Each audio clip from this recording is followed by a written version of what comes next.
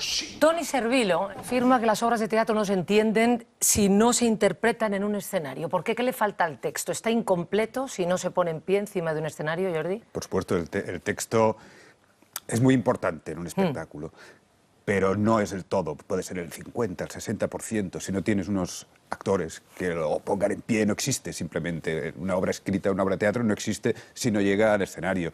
Por lo tanto, uno de los secretos de escribir teatro es escribir muy poco. Porque tienes que tener siempre en cuenta que el actor dará mucho, que tus obras las van a hacer actores muy buenos y que no hace falta que tú escribas «esta noche estoy muy triste», porque el actor ya dará esa tristeza. Tú simplemente escribe «buenas noches» y él lo dirá con tristeza. Entonces tienes que aprender mucho a escribir poco. Después de que sus dos primeras obras fueran premiadas, a Jordi Galcerán le ofrecieron un puesto de guionista en Un culebrón y dejó su empleo en la Generalitat porque trabajaba menos y ganaba más. Tenemos que ponernos estos sombreros. A trabajar menos y ganar más, sin duda, le ayudó su talento. El primer y más destacado acierto de su carrera fue el método Gronholm, estrenado en 60 países. Para que os hagáis una idea de cómo las gasta este caballero al que le han dado llamar el rey de la comedia negra, vamos a contaros lo que le ha pasado hace poco. Mientras cosecha aplausos en Madrid y Barcelona por las dos versiones del Crédito, provoca risas y emociones con su adaptación de Conversaciones con mamá.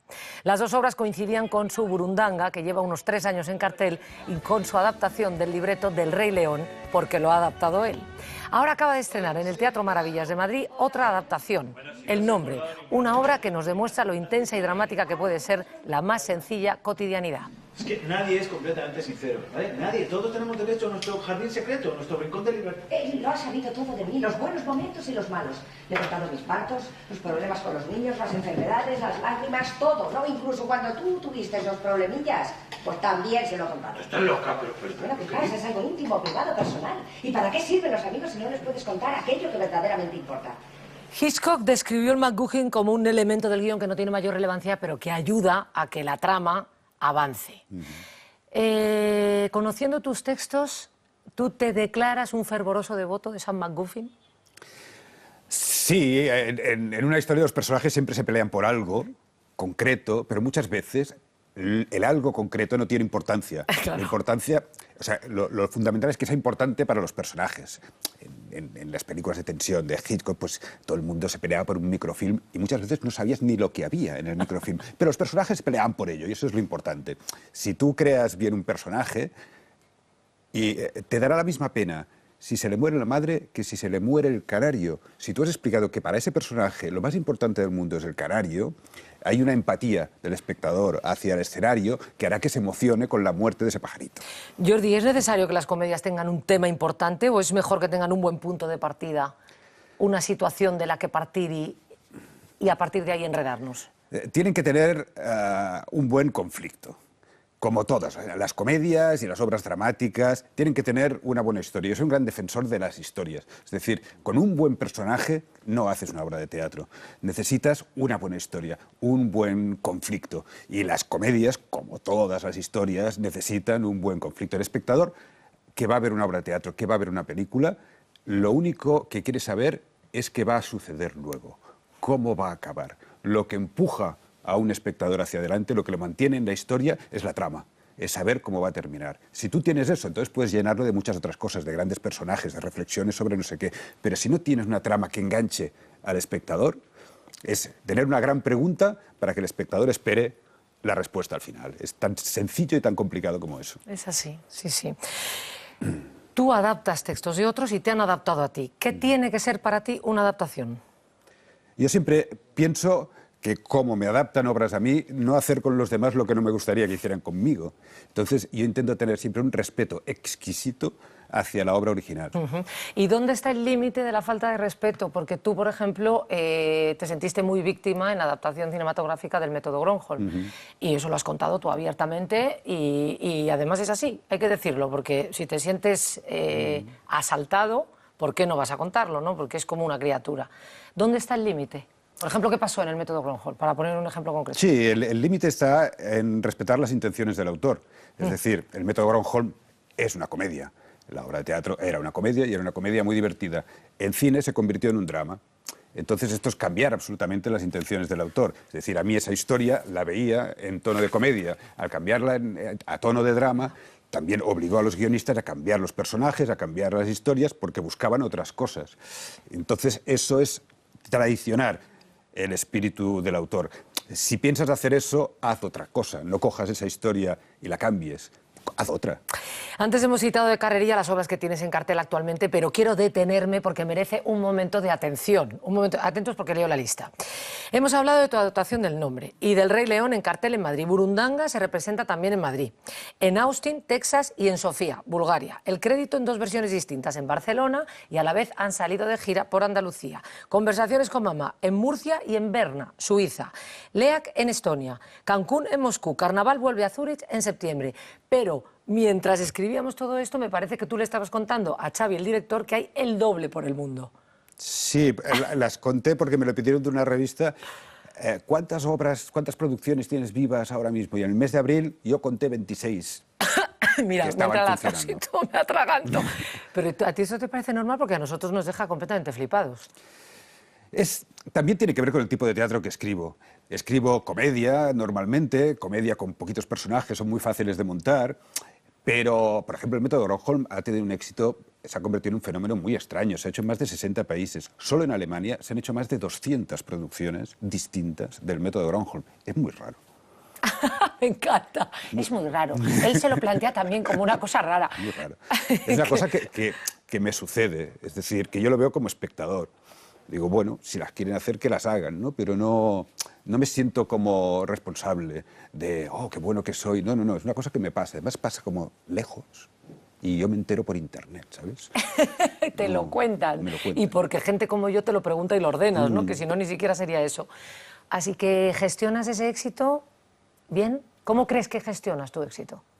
Es complicado. Yo después del método Gronholm, antes del método Gronholm pasé como una crisis de éxito, porque antes de Dakota y Palabras encadenadas, que fueron 2 comedias que en Barcelona funcionaron muy bien, y yo venía del teatro aficionado, yo no pretendí nunca ser escritor profesional, fue como por casualidad, y entonces salieron las críticas diciendo que, bueno, que yo era la gran esperanza blanca del teatro, y claro, yo me dije, yo había escrito esas obras para mi grupo de teatro aficionado, y dije, ahora yo no puedo escribir lo mismo, ahora soy un autor de teatro, y tengo que escribir cosas importantes y fundamentales y reflexionar sobre la realidad, y estuve 5 años sin escribir nada, porque no sabía qué puñetas escribir, hasta que me di cuenta, que parece una tontería, pero me costó, que lo que gustó de esas comedias es que las escribí sin ninguna presión para que mis amigos se lo pasaran bien haciéndolas. Y dije, tengo que volver a escribir así. Y salió el método Gronholm. ¿Solo escribes comedia? ¿Por qué? Porque es lo que me sale. Yo no tengo ningún planteamiento estético. Yo escribo las historias que me salen. He escrito otras cosas. He escrito thrillers y cosas que pretendían ser más de un género más duro, pero la gente también se reía. O sea que lo debo llevar dentro. Me salen así. No, pero cuando pienso en una historia, no pienso en una buena historia para comedia, pienso en una buena historia. ¿Tú escribes sin tener conciencia de que eso tiene gracia? Sí, no, yo me sorprendo de lo que se ríe la gente en mis obras, porque o sea, claro, tú creas una situación que es divertida, pero no tanto, ¿sabes? No tanto. Es que la gente se parte. Sí. O sea, las últimas que he visto yo ha sido El crédito y El nombre, que la vi antes de ayer. Y es que la gente se parte, y gente muy variada, que es lo que estábamos hablando antes, de que estuviera el espectador delante. Yo creo que es muy interesante esto. Se parte de risa y comprende perfectamente y tiene empatía por tus personajes la persona que no está habituada a ir al teatro y que no hace un análisis ni mínimamente intelectual, y el teatrero que está harto de ver teatro y que se sienta cuestionando tu función, y los dos caen rendidos. Yo no estoy seguro, porque yo no reflexiono demasiado sobre el teatro, sobre lo que escribo y tal, pero creo que debe partir un poco de esto que te decía antes, de que yo no quiero ser gracioso. Quiero escribir buenas historias. Cuando alguien quiere ser gracioso, no tiene gracia. O sea, si tú en una comedia, tú ves a los personajes que están metiendo chistes uno detrás del otro para ser divertidos, no tienen que estar viviendo la historia. Y lo que es divertido, las comedias, lo que es divertido es ver a la gente sufrir. Lo más divertido es ver a la gente sufrir. Y cuanto más sufran y más de verdad estén sufriendo, más divertidos serán. ¿Y cómo encuentra Jordi Galcerán sobre qué escribir? Eso es lo más difícil. El tema. Encontrar una buena idea para escribir una obra de teatro. Mi vida es pensar sobre qué escribir. Un 90% de mi tiempo se dedica a encontrar una buena idea para escribir. Escribir ya es un trabajo que haces muy rápido. Pero encontrar sobre qué escribir y sobre qué escribir una comedia, que siempre necesitas una idea muy pequeñita, muy simple, pero que funcione. Encontrar esas ideas sencillas es lo más difícil del mundo. Dices que no tienes ningún interés en hacer un análisis sobre la realidad, ni sentar doctrina sobre nada, pero de repente coinciden los temas, ¿no? Y has hablado de ETA en tiempos de ETA, hablas de los bancos en tiempos de crisis, eso sí te lo permites. Sí, pero el viaje es distinto. Es decir, yo utilizo la realidad para hacer teatro, pero no utilizo el teatro para hablar de la realidad. Para mí, ETA en Burundanga es un elemento dramático que me iba muy bien para hacer una historia. Y se me ocurrió que podía ser con ETA y digo, ¿por qué no? En el crédito, pues parte de una situación que en estos tiempos pues parece que, pero bueno, pedir un crédito es una cosa que se ha hecho toda la vida, ¿entiendes? Pero yo utilizo lo que tienes alrededor, porque no puedes utilizar otra cosa. Claro. Aunque escribas ciencia ficción, utilizas lo que tienes alrededor, pero lo utilizo para hacer una buena historia. Lo que no intento no hacer nunca es utilizar el teatro para dar mi opinión sobre nada, para reflexionar sobre nada. Si quisiera hacer eso, pues escribiría un artículo en el periódico, pero no una obra de teatro. Hay una frase tuya que me encanta. Siempre escribo para alguien más inteligente que yo. Sí, es un poco como pedante según cómo lo mires, pero la idea es siempre pensar que el espectador es más inteligente que tú y que no hace falta decirle ciertas cosas porque él ya las sabe. No hace falta que, parecido a lo que te decía antes, no hace falta que un personaje diga que está triste porque el espectador ya lo va a ver, ya se va a dar cuenta. Y si escribes de esta manera, escribes mucho más económico. Y cuanto más económico eres, mejor para el actor, porque puede trabajar mucho más. Si un actor lo dice todo por la boca, entonces su interpretación lo que hará es subrayar aquello que está diciendo. Lo bonito es que el actor acabe de completar lo que está diciendo, no que lo subraye. Y el espectador siente que le tratas como un ser humano inteligente. Claro, tú tienes que hacer que el espectador descubra cosas. Un truco siempre es, en las comedias funciona muy bien, es que el espectador tenga más información que los personajes. Y haciendo esto, haces que el espectador se sienta inteligente y que disfrute de la comedia. Si nosotros estuviéramos en una obra de teatro y tenemos esta conversación, pero le he dado la información al espectador de que yo estoy perdidamente enamorado de ti, toda esta conversación cogería otro sentido. Efectivamente, ¿qué quieres que diga? ¿El escritor siente que tiene algo que enseñar al público? Y yo no. Yo siento que tengo que hacer que el público disfrute con una historia. Esto lo he dicho antes y lo aprendí de David Mamet. David Mamet dice que el único objetivo de un autor de teatro tiene que ser que el espectador se pregunte siempre qué va a suceder luego. Y este es mi trabajo, contar una historia y que el espectador esté pendiente de cómo va a acabar esto. En el mundo en que vivimos ahora, el éxito es la única cosa que se entiende y se recuerda. ¿Qué opinas? Que se recuerda es verdad, porque pensando en mí, la gente me habla mucho de mis éxitos, pero yo he hecho obras que han ido fatal.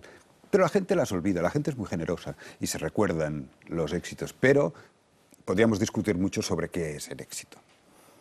¿Qué es el éxito para ti, ya que lo nombras? Ganarme la vida. Lo que hemos dicho antes. Lo que hemos dicho antes. Con continuidad. Es decir, que vaya mucha gente a ver una obra, son momentos, son modas y los momentos pasan. El éxito de verdad es poder estar siempre dedicándote a eso que te gusta y poder ganarte la vida. Estoy completamente de acuerdo. ¿Para qué necesita el público las historias? Bueno, ahora me pondré un poco espectacular, pero para darle sentido a la vida. Es decir, la ficción la vida es absurda. Ahora estamos aquí en entrevista y igual salimos y nos pasa vete a saber qué, y no tiene nada de ningún sentido. Y la ficción lo que hace es decir que las cosas tienen un planteamiento, un nudo y un desenlace, que si te portas así, al final conseguirás esto. Y esto nos tranquiliza. La religión es esto. La religión es una serie de cuentos que te dicen si te portas bien irás al cielo y te dan un sentido a lo que está pasando. Los psicólogos hacen lo mismo. Cuando tienes un problema, convierten tu vida en relato, dicen, tú tuviste un padre que hizo y luego te casaste, no sé qué, y por eso ahora estás deprimido. Entonces tú lo entiendes, tiene un sentido, porque la ficción tiene sentido y te tranquiliza. Y te relaja. Pues muchas gracias, Jordi, ha sido un placer compartir este ratito contigo. Gracias a vosotros. Que siga yendo todo igual de bien y que nos acordemos solo de lo bueno. Dios te oiga.